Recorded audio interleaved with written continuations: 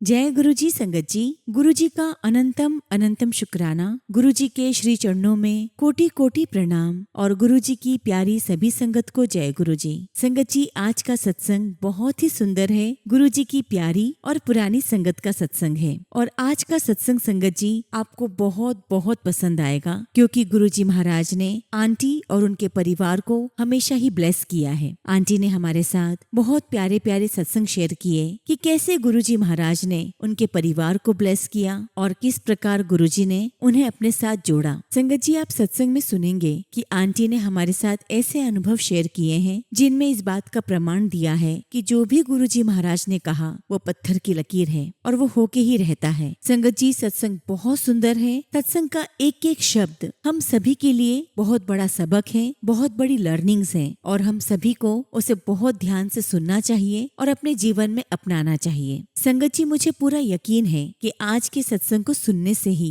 आपके जीवन की वो समस्त परेशानियां दूर होंगी जिसे लेकर आप काफी समय से परेशान हैं, लेकिन गुरुजी महाराज आज आपको ब्लेस करेंगे। और जिस तरह आंटी और उनके परिवार को ब्लेस किया और जिस तरह गुरुजी ने उनके बच्चों के करियर को ब्लेस किया, आप यकीन मानिए संगत जी, गुरुजी महाराज आज आपके बच्चों को बहुत आशीर्वाद देंगे। और देखना संगत जी, गुरुजी के आशीर्वाद से आपके बच्चों का जो भविष्य है, जो करियर है, वो बहुत ग्रो करेगा। आपको अपने बहुत सारे सवालों के जवाब प्राप्त होंगे और इस सत्संग के माध्यम से ऐसी बातें सीखने को मिलेंगी जिससे आपके जीवन में पॉजिटिविटी आएगी और ऐसे कई सारे काम जो अभी तक आपके नहीं बन रहे हैं और उनके पूरा होने में जो मुश्किलें आ रही हैं, इस सत्संग के माध्यम से आपको गुरुजी की अपार ब्लेसिंग्स मिलेंगी और वे सारे काम आपके बन जाएंगे। बस संगत जी, गुरुजी महाराज का ये सत्संग आप पूरी भक्ति और भावना के साथ सुने और अपनों को भी सुनाएं और सत्संग को बिल्कुल भी अधूरा ना छोड़ें। संगत जी, यदि आप भी अपना सत्संग शेयर करना चाहते हैं तो सुंदर लिखावट में हिंदी में ईमेल आईडी और व्हाट्सएप पे शेयर कर सकते हैं और अगर आप चाहें तो ईमेल आईडी और व्हाट्सएप पे टाइप भी कर सकते हैं। तो चलिए संगत जी, सत्संग शुरू करते हैं। संगत जी, आज हम जिनका सत्संग सुनने जा रहे हैं वो गुरु जी की प्यारी और पुरानी संगत सुगंधा गुप्ता आंटी का सत्संग है। गुरुर् ब्रह्मा गुरुर् विष्णु गुरुर्देवो महेश्वर गुरुः साक्षात पर ब्रह्म तस्मै श्री गुरुवे नमः। इस मंत्र के साथ मैं गुरु जी के श्री चरणों में कोटि कोटि प्रणाम करती हूँ और सभी साथ संगत जी, आप सभी को मेरा जय गुरु जी। संगत जी, आज गुरु जी की कृपा से मैं आप सभी के साथ अपनी जर्नी शेयर करने जा रही हूँ और उसके पहले मैं गुरु जी का शुक्राना करना चाहती हूँ कि गुरु जी महाराज आपने मुझे दात बख्शी। जब संगत जी गुरु जी महाराज का बुलावा आया और मैं उनके दरबार में गई, तब संगत जी मैं उस समय 12th क्लास की एग्जाम्स दे रही थी और संगत जी हम सबसे पहले गुरु जी के दर्शन करने के लिए एम्पायर स्टेट गए। उस समय संगत जी हमारी फैमिली में हम 4 ही सदस्य थे, मैं, मेरे मम्मी पापा और मेरा बड़ा भाई। वैसे तो संगत जी मेरे पापा की पोस्टिंग हरिद्वार में थी और हमारा लालन पालन हरिद्वार में ही हुआ, लेकिन जब मैं 10th क्लास में आई तो कुछ ऐसी परिस्थितियां बनी कि मेरे पापा को नोएडा आना पड़ा और अब हमें जाकर लगता है कि गुरुजी का ही तो बुलावा था। ये सारी परिस्थितियां गुरुजी ने बनाई ताकि हम उनकी शरण में आ सकें। संगत जी, नोएडा आने के बाद कुछ ही महीनों में गुरुजी महाराज का बुलावा आ गया और संगत जी हम गुरुजी की शरण में चले गए। संगत जी, हमारे परिवार में से सबसे पहले मेरे पापा और मेरे बड़े भाई को गुरुजी के दर्शन करने का सौभाग्य मिला और संगत जी पापा और भैया का जाना भी कुछ इस प्रकार हुआ कि उस समय मेरा भाई सीमन में काम करता था और उनकी कंपनी में एक कैंटीन थी और उस कैंटीन में गुरुजी महाराज का स्वरूप लगा हुआ था। एक दिन जब भैया वहाँ पर गए कैंटीन में तो उनकी नजर गुरुजी के स्वरूप पर पड़ी। वो बड़े अट्रैक्ट हुए और उस कैंटीन के चलाने वाले मालिक से पूछा कि ये कौन है, तो उन्होंने बताया कि गुरुजी महाराज हैं और ये एम्पायर स्टेट में बैठते हैं। उसी समय मेरे भाई ने गुरुजी महाराज के दर्शन की इच्छा व्यक्त की तो कैंटीन वाले अंकल ने कहा कि हाँ हाँ आ जाना, मैं लेकर चलूंगा। अब संगत जी इत्तेफाक कुछ ऐसा रहा कि उस समय बैसाखी का फंक्शन होने वाला था तो कैंटीन वाले अंकल ने कहा भैया को कि तुम फंक्शन में ही गुरुजी महाराज से मिल लेना। संगत जी 2003 की बात है जब मेरे पापा और मेरा भाई पहली बार गुरुजी के दर्शन करने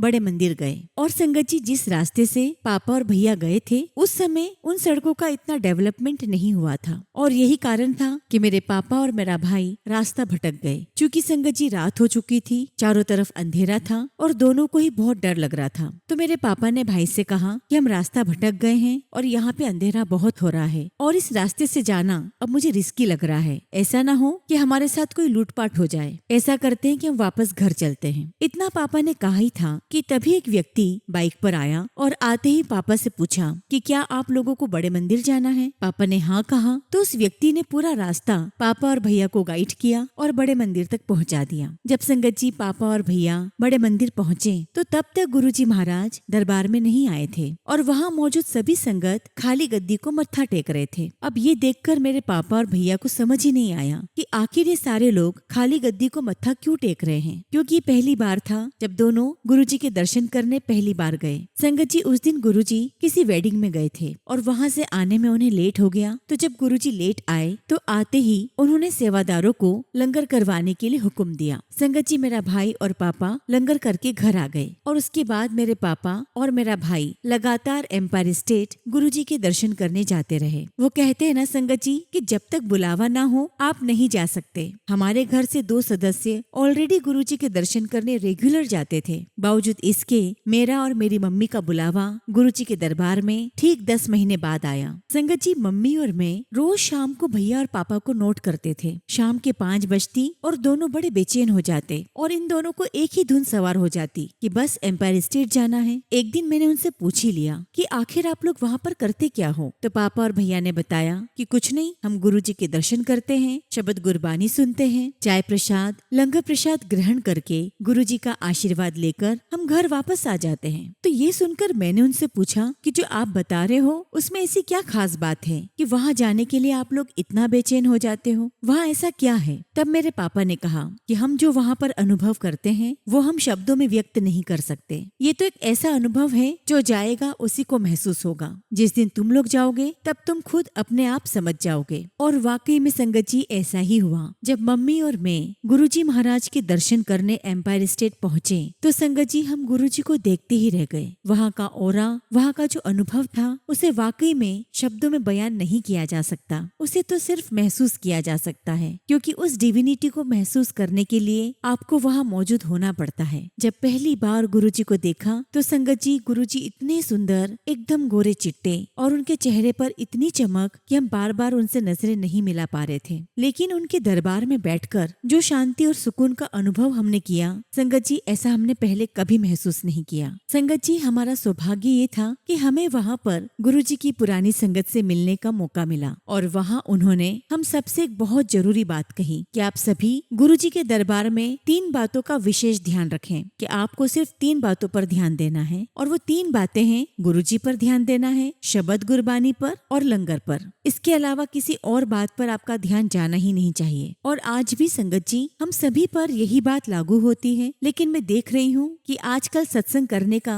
जो तरीका है वो बदलता जा रहा है। वो सत्संग कम और सोशलाइजिंग ज्यादा हो गई है। जबकि संगत जी हमें सिर्फ इन्हीं बातों पर ध्यान देना है कि हमारा ध्यान सिर्फ गुरुजी में हो, शब्द गुरबानी हम ध्यान से सुने और लंगर प्रसाद पूरी श्रद्धा और प्रेम के साथ ग्रहण करें। इसी में हम सबका कल्याण है, हम सबकी भलाई है। संगत जी, गुरुजी महाराज बहुत दयालु हैं। उनके दिल में अपनी संगत के लिए बेशुमार प्यार है। और संगत जी, हमें सही रास्ते पर चलाने के लिए गुरुजी महाराज ने हमें जो वचन दिए हैं, संगत जी मैं सच कहती हूँ कि जिसने भी इन वचनों का पालन कर लिया उसका तो निश्चित तौर पर पूरा जीवन ही बदल गया। और अगर कोई गलत रास्ते पर भी होगा वो भी सही रास्ते पर आ जाएगा। और ये वचन गुरुजी महाराज ने हमारे जीवन को सुधारने के लिए, उसका उद्धार करने के लिए और हमारे कर्म कटवाने के लिए ही दिए थे। और मैं सत्संग के माध्यम से सभी संगत से रिक्वेस्ट करती हूँ कि गुरुजी महाराज के वचनों पर चलिए, आपका जीवन सुखमय बन जाएगा। हालांकि संगत जी सही रास्ते पर चलना बहुत कठिन होता है, लेकिन जो एक बार चल देता है उसकी लाइफ बहुत स्मूथ निकलती है, किसी प्रकार का कोई टेंशन नहीं रहता। संगत जी मैं आपके साथ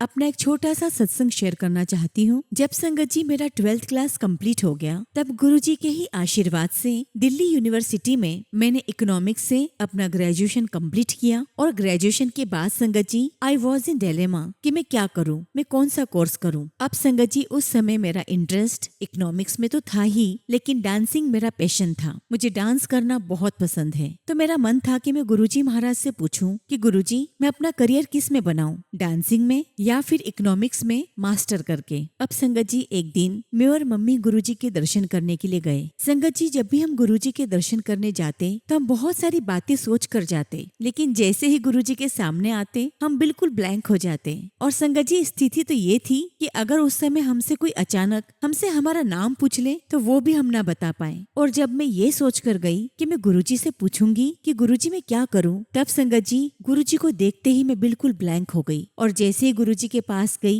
मत्था टेकने के लिए, गुरुजी ने हाथ के इशारे से जाने के लिए कह दिया। संगत जी मैं बाहर आ गई और बहुत अफसोस हुआ कि गुरुजी से कोई बात नहीं हो पाई। मन में बहुत चिंताएं थी कि अब मैं आगे क्या करूं, मैं क्या चूज करूं। लेकिन संगत जी हमारे गुरुजी महाराज जानी जान है और इसका प्रत्यक्ष प्रमाण मैंने देखा है। और संगत जी मैं दावे के साथ कह सकती हूँ कि आप गुरुजी महाराज से कुछ कहो या ना कहो, उन्हें अपने हर बच्चे की बहुत चिंता है। संगत जी मैं इसी चिंता में वहाँ से घर तो आ गई, लेकिन 1-2 दिन के अंदर ही मुझे गुरुजी ने ड्रीम दर्शन दिया। सपने में मैंने सब कुछ वही देखा जैसे कि दरबार लगा हुआ है और गुरुजी महाराज अपनी गद्दी पर विराजमान है और सभी संगत बारी बारी से गुरुजी को मत्था टेक रही है। जब मेरी बारी आई तो मैंने गुरुजी को मत्था टेक कर कहा कि गुरुजी मैं क्या करूं, डांसिंग करूं या एमए कर लूं। तब गुरुजी ने कहा कि तू एमए कर ले। और बस संगत जी गुरुजी के ड्रीम दर्शन से मुझे मेरा जवाब मिल गया। और जैसा कि आप जानते हैं कि गुरुजी महाराज का जो ड्रीम दर्शन होता है वो सिर्फ एक सपना नहीं होता,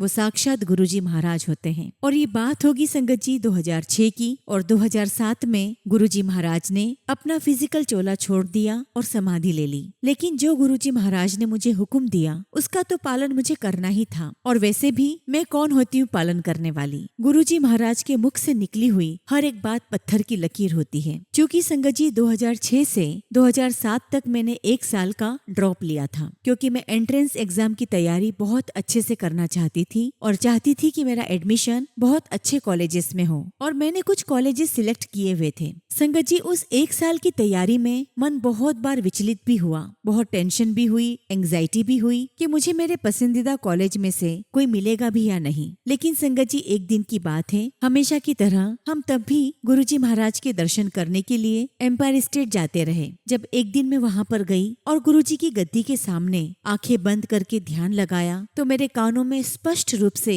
गुरुजी की आवाज सुनाई दी। गुरुजी ने कहा IGIDR बॉम्बे। और जैसे ही ये आवाज मेरे कान में आई संगत जी मैंने तुरंत आंखें खोली। और आपको मैं बताना चाहती हूँ कि जो कॉलेजेस मैंने सिलेक्ट किए हुए थे उनमें से ये एक कॉलेज था। लेकिन संगत जी मैं इस कॉलेज पर इसलिए इतना ध्यान नहीं दे रही थी क्योंकि ये बॉम्बे में था। और उस दिन के बाद तो संगत जी हर दिन गुरुजी महाराज ने एक अलग ही प्रकार का मुझे अनुभव दिया। आप विश्वास नहीं करोगे, उस दिन के बाद गुरुजी महाराज ने मुझे हर दूसरी रात को सपने में मुंबई घुमाना शुरू कर दिया और मैं अपने सपने में बॉम्बे की अलग अलग जगह घूम रही हूँ। और संगत जी ये हर रोज का काम हो गया और मैंने उस इंस्टीट्यूट के बारे में और भी इंफॉर्मेशन निकाली तो मुझे पता चला कि एक रेप्यूटेड इंस्टीट्यूट है। अब तो संगत जी धीरे धीरे उस इंस्टीट्यूट में एडमिशन लेने का मेरा जुनून बढ़ता ही चला गया। संगत जी गुरुजी महाराज के आशीर्वाद से मैं एग्जाम देने के लिए बैठी और उस साल पहली बार नेगेटिव मार्किंग इंट्रोड्यूस हुई थी। संगत जी मेरे 2 पेपर बहुत अच्छे गए, लेकिन जो तीसरा पेपर था वो इंग्लिश का था और वो इतना टफ था संगत जी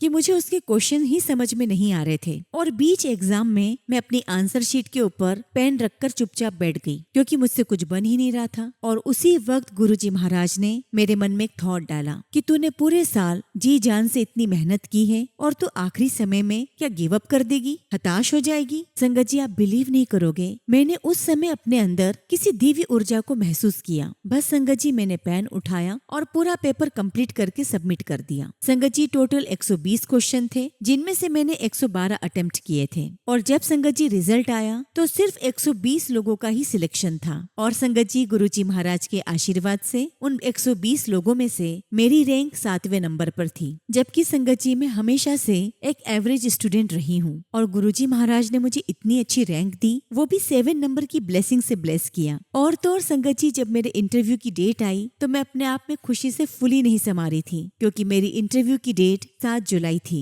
संगत जी, हमारे इंटरव्यूज हुए और 120 लोगों में से सिर्फ 20 कैंडिडेट का ही सिलेक्शन हुआ और उनमें से मैं एक थी। और ये सब कुछ मेरे गुरुजी महाराज की ही कृपा थी, वरना संगत जी मेरे अंदर इतनी काबिलियत नहीं थी। गुरुजी महाराज के आशीर्वाद से मैंने अपना मास्टर कंप्लीट किया और जैसा गुरुजी महाराज ने मुझे आशीर्वाद दिया था, मैंने अपना एमए कंप्लीट कर लिया 2 साल में। उसके बाद संगत जी बात आई 2019 में, तब मैंने कनाडा में पीआर के लिए अप्लाई किया। संगत जी, मैंने सारे डॉक्यूमेंट्स टाइम पर सबमिट कर दिए और बस संगत जी मुझे फाइनल रिजल्ट का इंतजार था। अब चूंकि संगत जी उस समय मेरे और भी फ्रेंड्स ने अप्लाई किया था, तो किसी का पासपोर्ट स्टैंपिंग 1 हफ्ते में आ गया, तो किसी का महीने 2 महीने में। लेकिन संगत जी मेरी कोई खबर नहीं आ रही थी और मैं बहुत परेशान थी कि आखिर मेरे साथ ही क्यों। एक दिन संगत जी मैंने सपने में देखा कि कोई पहाड़ों सी जगह है और मैं और मेरे पापा गुरुजी के दर्शन करने वहां पहुंचे। मैंने देखा कि गुरुजी महाराज और पापा मेरी पढ़ाई के बारे में कुछ बातें कर रहे हैं और मैं वहीं साइड में खड़े खड़े सोच रही हूँ कि भला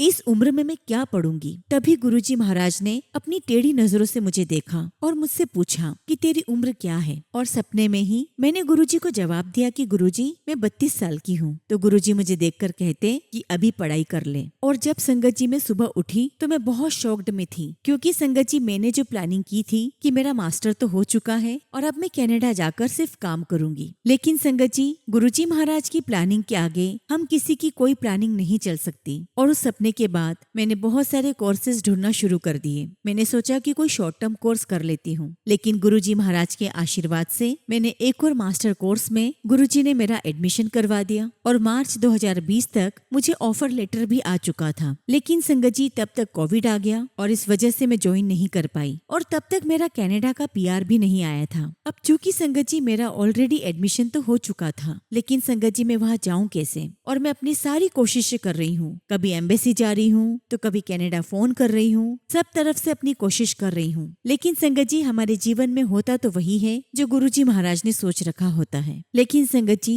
सब कुछ करने के बाद जब मुझे कहीं से रिजल्ट नजर नहीं आया तो मैं बहुत हताश हो गई और मुझे लगा कि शायद अब मेरा कुछ भी नहीं हो सकता। लेकिन फिर संगत जी ये तो गुरुजी महाराज की प्लानिंग थी और दिसंबर 2020 में मेरा पासपोर्ट वीजा स्टैंप होकर आ गया। और तब मैंने सोचा कि अगस्त 2021 में नया सेशन शुरू होगा तो मैं तभी जाऊंगी। लेकिन फिर वही बात है, गुरुजी महाराज ने अपनी प्लानिंग पूरी कर दी थी। संगत जी जो मेरा वीजा आया था उसमें क्लियर लिखा था उस वीजा की वैलिडेशन सिर्फ 2 महीने की थी। और देखिए संगत जी यहाँ मैं सबको बताना चाहती हूँ कि गुरुजी महाराज की जो प्लानिंग हमारे लिए है, बस गुरुजी महाराज अपनी प्लानिंग के तहत वो सब काम कर देते हैं। लेकिन ये तो हम खुद ही हैं जो अपने दिमाग को चारों तरफ दौड़ाते हैं, अलग अलग तरीके से अपना दिमाग लगा लगा कर खुद को परेशान करते रहते हैं। और ऐसा कर करके हम इतना टेंशन इतना तनाव ले लेते हैं जिसकी कोई आवश्यकता ही नहीं है। अब संगत जी जब मेरे पास वीजा आया तो उस समय मेरे पास ऑलरेडी एक परमानेंट जॉब थी और जब मैंने वीजा पर 2 महीने की वैलिडिटी देखी तो मैं सोच में पड़ गई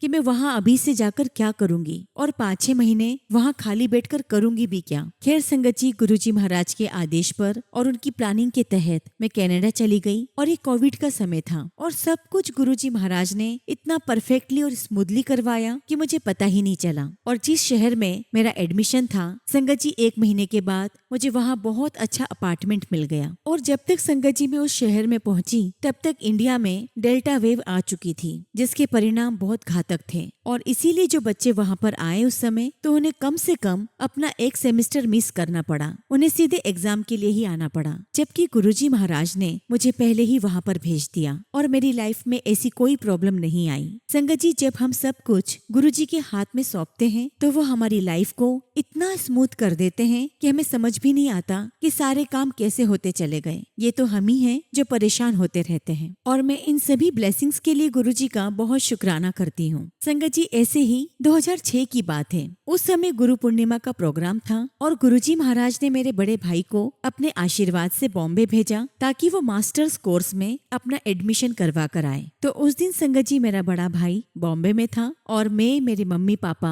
हम गुरुजी के दर्शन करने बड़े मंदिर गए थे। और जैसा कि संगत जी आप सभी जानते हैं, गुरुजी महाराज के स्ट्रिक्ट आदेश थे कि जो भी सत्संग में आएगा उसका मोबाइल हमेशा स्विच ऑफ रहना चाहिए, क्योंकि अगर इस दौरान हम किसी से भी बातें करते हैं तो हमारी सारी ब्लेसिंग्स उस तक पहुंच जाती है। तो संगत जी उस समय मेरे पापा ने अपना मोबाइल स्विच ऑफ किया और अपनी जेब में डाल दिया और अपनी सेवा में लग गए। सेवा करते करते संगत जी अचानक फोन की रिंग बजी। उन्हें लगा कि पता नहीं किसका फोन बज रहा है, और विद इन अ मिनट मेरे पापा को रियलाइज हुआ कि ये उनका ही फोन रिंग कर रहा है, जो कि संगत जी उनके लिए बहुत सरप्राइज था, क्योंकि उन्होंने अपना फोन स्विच ऑफ किया था। खैर पापा ने जब फोन उठाकर देखा तो मेरी कजिन बुआ का फोन था। पापा ने उनका फोन उठाया तो बुआ ने पापा से कहा कि तुम्हें पता है बॉम्बे में बॉम्ब ब्लास्ट हुए हैं, और अपने बेटे संकल्प से पूछो कि वो कहाँ पर है, वो सेफ है या नहीं। और ये सुनकर संगत जी पापा घबरा गए और तुरंत मेरे भाई को फोन किया। मेरे भाई ने फोन उठाकर कहा कि पापा यहाँ पर बॉम्ब ब्लास्ट हुए हैं, लेकिन मैं बिल्कुल सेफ हूँ। और बस इतना कहते ही मेरे भाई का फोन कट गया। पापा ने बहुत कोशिश की लगाने की, लेकिन संगत जी उसका फोन नहीं लगा।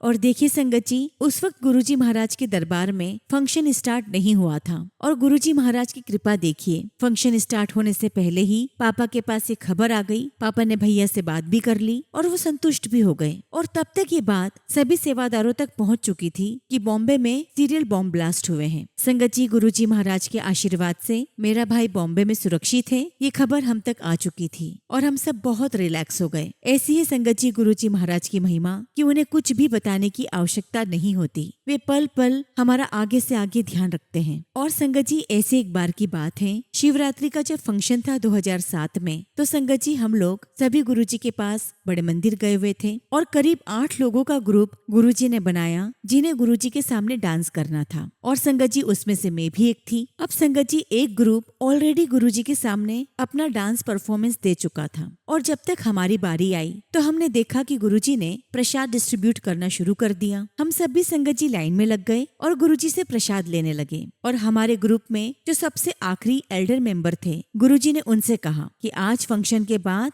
पूरे मंदिर की सफाई करो, सारा डेकोरेशन उतारो, यही तुम्हारा डांस है। और देखिए संगत जी कोई बहुत बड़ा कष्ट ही था जो गुरुजी ने हमसे वहाँ कटवाया। क्योंकि संगत जी सब कुछ करने में काफी रात हो गई थी, तो हम सबके पेरेंट्स भी वहीं पर रुके हुए थे। और संगत जी उस दिन हम रात के 3 से 4 बजे तक बड़े मंदिर में रहे, और गुरुजी महाराज की हम पर इतनी दया थी कि गुरुजी ने हमसे वो सेवा ली। और जब तक हम लोग ये सेवा कर रहे थे तब तक गुरुजी महाराज अपने कमरे में थे, और जब सारी क्लीनिंग हो गई, झाड़ू पोछा हो गया, तो गुरुजी महाराज सिंगला अंकल के साथ जब बाहर आए और उन्होंने देखा कि जैसा उन्होंने कहा था हमने वो सेवा पूरी कर दी। और गुरुजी ये सब देखकर बहुत खुश हुए और देखकर कहा कि अरे पूरा मंदिर साफ कर देता, चंगा हो गया, बड़ा बढ़िया कर देता। और संगत जी गुरुजी ने इतने प्यार से बात कही, हम लोग सब इतने खुश हो गए जैसे कोई हमें बहुत बड़ा गिफ्ट मिल गया हो। और देखिए संगत जी ऐसे दयालु गुरुजी कहाँ मिलेंगे कि सेवा भी उन्होंने बख्शी और सेवा करवाई भी उन्होंने ही, और आशीर्वाद भी हमें ही मिला।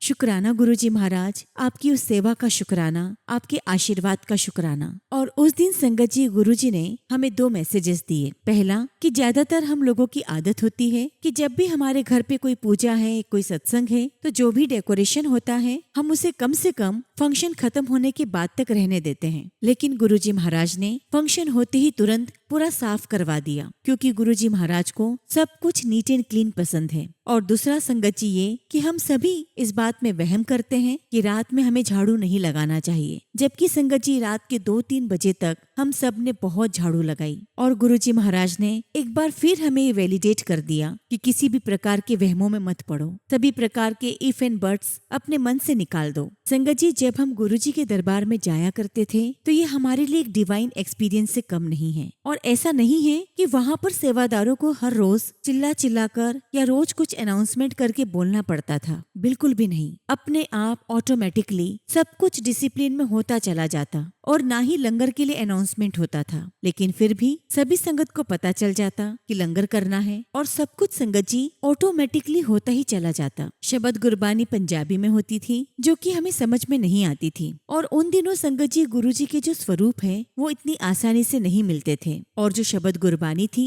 जो डीजे अंकल लगाया करते थे उनकी कॉपी ले जाना भी हमें अलाउ नहीं था। और उस समय संगत जी मैं अपनी टीनेजर में थी और मेरा भाई 20 साल का था, और गुरुजी के दरबार में सभी उम्र के लोग आते हैं और उस समय गुरुजी के दरबार में जो भी व्यक्ति आता उसके दिमाग में अपनी लाइफ से रिलेटेड, अपनी पर्सनल लाइफ से रिलेटेड बहुत सारे प्रश्न होते। सभी की संगत जी अपनी अपनी चिंताएं होती। लेकिन संगत जी कितनी सुंदर बात है गुरुजी के दरबार की। जब हम सब गुरुजी के दरबार से बाहर निकलते हम सब बिल्कुल रिफ्रेश हो जाते और बिल्कुल ऐसा लगता जैसे मन में, दिमाग में किसी भी प्रकार का कोई प्रश्न नहीं है, किसी भी प्रकार की कोई चिंता, एंग्जाइटी नहीं है। और जो भी प्रश्न हम लेकर आए थे हमारे प्रश्नों के जवाब हमें मिल चुके होते थे। और संगत जी वो जवाब मिलता था शब्द गुरबानी से। ऐसा कोई डायरेक्टली हम गुरुजी महाराज से बात नहीं करते थे, लेकिन हम सभी के सवालों के जवाब हमें शब्द गुरबानी में मिलते थे। और जैसा कि संगत जी हम सभी जानते हैं कि गुरुजी महाराज ने अपने सत्संग की कुछ मर्यादाएं बनाई थी जिसे हमने फॉलो होते हुए देखा। लेकिन अफसोस की बात है संगत जी, समय के साथ साथ आज गुरुजी के सत्संग में बहुत परिवर्तन आ गया है। सब लोगों ने अपने हिसाब से उसे कस्टमाइज कर लिया है। और संगत जी ये सारी बातें मैं आपको इसलिए बता रही हूँ ताकि आप सबको पता चले कि गुरुजी अपने सामने किन मर्यादाओं में रहकर सत्संग करवाते थे। और अगर कोई हमसे ये पूछे कि उस टाइम पर घर घर में सत्संग कैसे होते थे, तो मैं आपको सिर्फ यही कहूंगी कि घर में सत्संग होने का मतलब कि बस एक टेबल पर गुरुजी का स्वरूप होना, थोड़े से फूल रखना, एक दिया जलाना और चाय प्रसाद का भोग लगाना और लंगर प्रसाद जिसे बिल्कुल सिंपल बनाना था। एक सब्जी प्रसाद, रोटी प्रसाद, दाल या चावल और एक मीठा जिसमें से स्पेशली कड़ा प्रसाद। इसके अलावा और कुछ भी नहीं। और सत्संग में शब्द चलाओ और ध्यान से उन्हें सुनो, गुरुजी का ध्यान करो, दैट्स इट। लेकिन आज के टाइम पर सत्संग का ये प्रारूप पूरा बदल चुका है, जहाँ पर लग्जरी और हाई डेकोरेशन ने स्थान ले लिया है। संगत जी गुरुजी महाराज हमेशा से कहा करते हैं कि हमेशा सत्संग में गुरु के आने से पहले पहुंचो। और संगत जी इस बात को हम सभी को फॉलो करना चाहिए। और ये हमारे गुरुजी के प्रति हमारी रिस्पेक्ट और हमारी श्रद्धा है। और गुरुजी के साफ इंस्ट्रक्शन थे कि उनके दरबार में आना कैसे है। सभी आदमियों के लिए इंस्ट्रक्शन था कि वे क्लीन शेव्ड होकर आए, नहा धोकर साफ सुथरे कपड़े पहनकर आए। और महिलाओं के लिए इंस्ट्रक्शन था कि वे या तो साड़ी में आए या सूट में आए, लेकिन कोई भी वेस्टर्न क्लोथ्स ना पहने, जीन्स ना पहने, पैंट ना पहने और शॉर्ट्स में बिल्कुल भी नहीं आए। क्योंकि गुरुजी महाराज कहा करते थे कि महापुरुषों के पास आने का भी एक अपना सलीका और तरीका होता है। और दूसरा गुरुजी कहा करते थे कि आपको सत्संग में जहाँ जगह मिले आप वहाँ बैठे और इस होड़ में बिल्कुल न लगे कि हमें गुरुजी की गद्दी के पास बैठना है। क्योंकि वो कहते थे कि तुम जहाँ बैठोगे वहाँ पर मेरी ब्लेसिंग्स तुम तक पहुँच जाएंगी। और ऐसा बिल्कुल भी नहीं है संगत जी कि जो गद्दी के पास बैठता है उसको सबसे ज्यादा ब्लेसिंग्स मिलती है, बिल्कुल भी नहीं। गुरुजी के दरबार में कोई छोटा बड़ा नहीं, कोई ऊंच नीच नहीं, बल्कि संगत जी गुरुजी महाराज ने खुद कहा है कि जो मेरे दरबार में सबसे पीछे बैठा होता है उस पर मेरी पूरी नजर बनी हुई होती है। और जैसा कि संगत जी आप सभी ने सुना है कि गुरुजी महाराज ने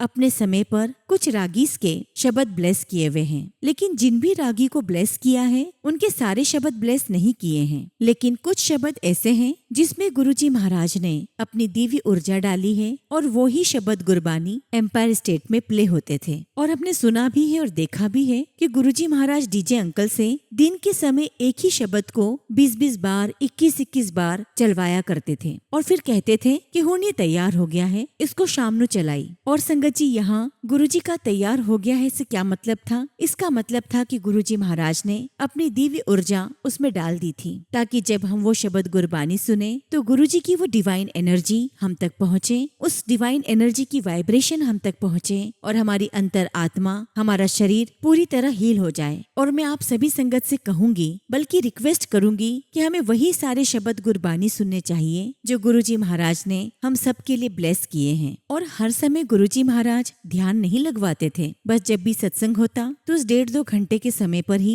शब्द गुरबानी प्ले होती थी। और जब लंगर का समय होता तो गुरुजी महाराज कोई फोक म्यूजिक, कोई पंजाबी गाने या भजन लगवाकर वहाँ का एटमॉस्फेयर बिल्कुल लाइट कर देते, जो हमें इस बात का इंडिकेट करते हैं कि सत्संग में हमें सिर्फ शब्द गुरबानी ही प्ले करनी चाहिए। और संगत जी जो चाय प्रसाद है वो गुरुजी के समय पर सिर्फ चाय प्रसाद मिलता था और किसी फंक्शन के समय पर गुरुजी महाराज कॉफी प्रसाद रखवाते थे, लेकिन चाय प्रसाद और कॉफी प्रसाद के साथ किसी भी प्रकार का स्नैक्स नहीं होता था। लेकिन संगत जी आज मैक्सिमम सत्संग में मैं देखती हूँ कि जब भी चाय प्रसाद होता है तो उसके साथ कोई ना कोई स्नैक्स हो जाता है, जो कि संगत जी इस चीज की वहाँ बिल्कुल भी आवश्यकता है ही नहीं। क्योंकि संगत जी सत्संग सुनते सुनते आप ध्यान में चले जाते हैं और उस समय अगर सिर्फ चाय प्रसाद सर्व की जाए तब संगत जी चाय प्रसाद के साथ साथ हम अपना ध्यान दोबारा लगा सकते हैं। लेकिन अगर उसके साथ स्नैक्स मिलता है तो हमारा पूरा ध्यान डाइवर्ट हो जाता है, क्योंकि संगत जी आप उस स्नैक्स को देखोगे, खाओगे और सेवादार को प्लेट देने का इंतजार भी करोगे और इन सब में संगत जी आपका काफी समय चला जाएगा और आपका ध्यान भी टूट जाएगा। इसलिए संगत जी चाय प्रसाद के साथ किसी भी स्नैक्स की कोई रिक्वायरमेंट नहीं है। और ऐसे ही संगत जी एक आंटी को गुरुजी ने ड्रीम दर्शन दिया और सपने में ही आंटी गुरुजी के लिए चाय प्रसाद लेकर गई और साथ में एक प्लेट में मठरी बिस्किट्स लेकर गई। और गुरुजी ने सपने में आंटी से कहा कि आंटी चाय छट जा और बाकी सब ले जा। संगत जी ये आंटी के थ्रू हम सभी को क्लियर कट मैसेज है कि क्या इम्पोर्टेंट है और क्या नहीं। और आजकल सुनती हूँ संगत जी कि भूखे पेट हम लोग ध्यान कैसे लगाएं, जबकि संगत जी गुरुजी के समय पर काफी सारी संगत सीधे अपने ऑफिस से आती थी, लेकिन आज तक किसी ने कोई कंप्लेंट नहीं की कि हम भूखे हैं। जो गुरुजी ने प्रोटोकॉल बनाए सबने उसका पालन किया। और आजकल ये भी सुनती हूँ कि खाली पेट चाय पीने से हमें एसिडिटी हो जाती है। फिर वही बात संगत जी, वो जो चाय प्रसाद है वो प्रसाद है, ना कि कोई पदार्थ है, ना कोई चीज है। वो चाय प्रसाद हमारे गुरुजी महाराज की ब्लेसिंग्स है, तो उससे एसिडिटी होना पॉसिबल ही नहीं है। और फिर मैं यहाँ पर वही कहूंगी कि जिसका जैसा भाव उसको वैसा फल। अगर आप चाय प्रसाद को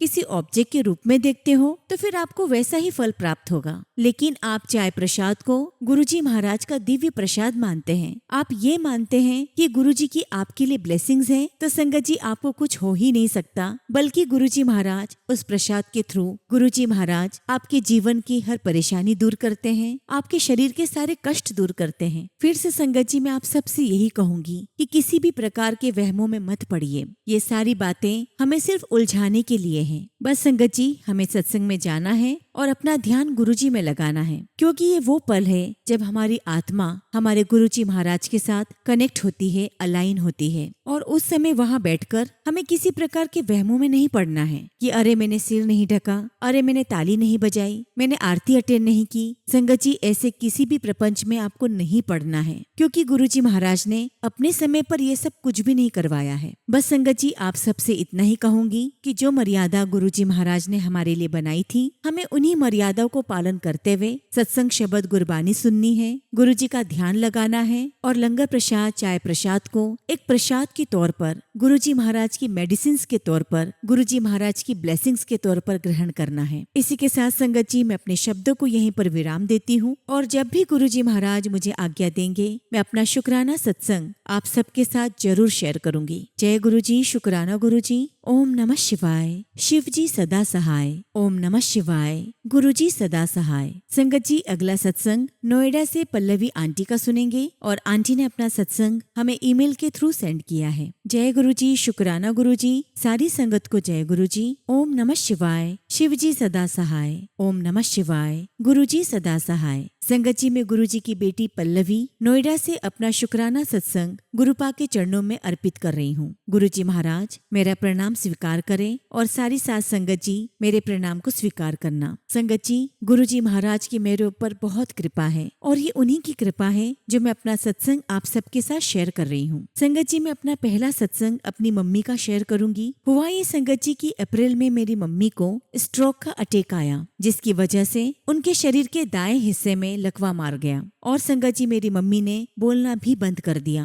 परंतु संगत जी गुरुजी महाराज की कृपा से स्ट्रोक आने के तीसरे दिन ही उनकी आवाज लौट आई और गुरुजी की ही असीम कृपा से 15 दिनों में मेरी मम्मी ने अपने हाथ पैर चलाना शुरू कर दिए। आज संगत जी 1 महीने के बाद गुरुजी के जल प्रसाद और चाय प्रसाद और मंत्र जाप से मेरी मम्मी बिना वॉकर के भी चल पा रही है। और तो और संगत जी मेरी मम्मी अपने सारे काम खुद कर रही है। शुक्राना गुरुजी महाराज, इस ब्लेसिंग्स का लख लख शुक्राना। संगत जी दूसरा सत्संग मेरा खुद का सत्संग है। एक्चुअली संगत जी फरवरी से ही मुझे बहुत खांसी हो रही थी, जो कि संगत जी जाने का नाम ही नहीं ले रही थी और मैं बहुत परेशान हो गई थी। संगत जी डॉक्टर की कोई भी दवा मुझ पर असर कर ही नहीं रही थी और यहाँ तक संगत जी मार्च एंड तक मुझे सांस लेने में बहुत परेशानी होने लगी। कई बार तो संगत जी मेरी सांसें उखड़ने लगती। डॉक्टर को दिखाने पर उन्होंने मुझे सीटी स्कैन कराने के लिए कहा। ये सुनकर संगत जी मैं बहुत डर गई थी कि न जाने अब सीटी स्कैन में क्या आएगा। संगत जी, मैं गुरुजी महाराज का नाम लेते हुए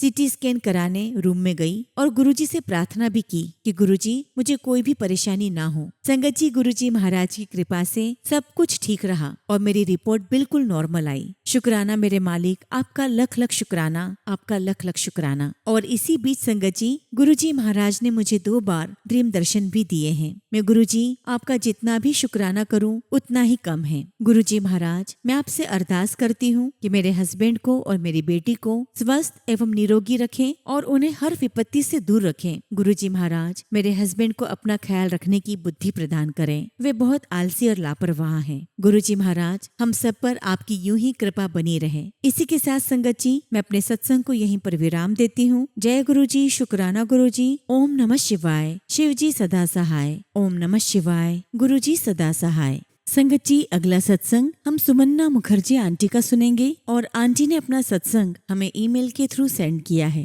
जय गुरुजी, शुक्राना गुरुजी। सारी संगत को जय गुरुजी। ओम नमः शिवाय। शिव जी सदा सहाय। ओम नमः शिवाय। गुरुजी सदा सहाय। संगत जी, हर दिन ही गुरुजी का आशीर्वाद है, हर दिन एक सत्संग है। संगत जी, ये 2018 की बात है। उस समय हम गुड़गांव में थे। अक्टूबर के महीने में मैं और मेरे हस्बैंड और मेरी छोटी बेटी हम सभी डेंगू से पीड़ित थे। मेरे हस्बैंड के प्लेटलेट्स घटकर 14,000 रह गए और उन्हें हॉस्पिटल में भर्ती कराया गया। और एक दीदी है जो अभी अभी हमारे साथ काम करने के लिए जुड़ी थी, वो बहुत घबरा गई और हमसे उन्होंने पूछा कि क्या हम गुरुजी के सत्संग का जल प्रसाद ग्रहण करेंगे। मैंने तुरंत स्वीकार कर लिया और हॉस्पिटल में ही अपने हस्बैंड को गुरुजी का जल प्रसाद पिलाया। और संगत जी, गुरुजी की कृपा से मेरे हस्बैंड 2 दिनों में डिस्चार्ज हो गए और घर आ गए। उसके बाद संगत जी, दीदी हम सभी के लिए सत्संग का जल प्रसाद लेकर आई और हम सभी को कहा कि हम उस पवित्र जल से स्नान करें। संगत जी, हम सभी ने बिना उनसे कोई सवाल किए उनकी बात को माना और हम सभी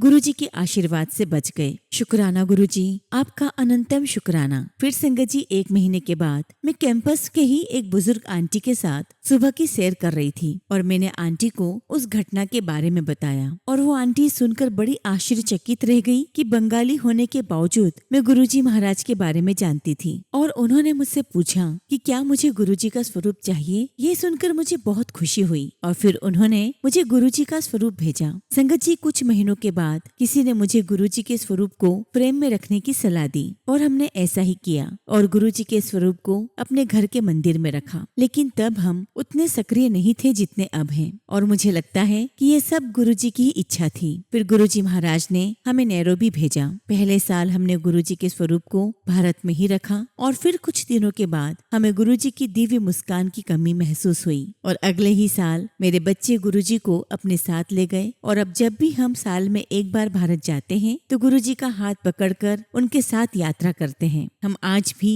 हर दिन कुछ न कुछ सीख रहे हैं, सीखने की कोशिश भी कर रहे हैं, गुरुजी के वचनों का पालन भी कर रहे हैं और हमारा हर दिन एक ब्लेस्ड डे है। मेरे पास साझा करने के लिए कई सारे सत्संग हैं, लेकिन मैं उन्हें कब और किस समय साझा करूंगी ये गुरुजी की इच्छा पर निर्भर करता है। शुक्राना गुरुजी महाराज, हर पल का शुक्राना, हर क्षण का शुक्राना। गुरुजी, हमारे जीवन को रोशन करने के लिए शुक्राना, हमें अपनी संगत बनाने के लिए शुक्राना। गुरुजी महाराज और साथ संगत जी, जाने अनजाने यदि हमसे कुछ गलती हो गई हो तो हमें क्षमा करना। इसी के साथ संगत जी, मैं अपने सत्संग को यहीं पर विराम देती हूँ और जब भी गुरुजी महाराज मुझे आज्ञा देंगे मैं अपना अगला शुक्राना सत्संग आप सभी के साथ जरूर शेयर करूंगी। जय गुरुजी, शुक्राना गुरुजी। ओम नमः शिवाय। शिव जी सदा सहाय। ओम नमः शिवाय। गुरुजी सदा सहाय।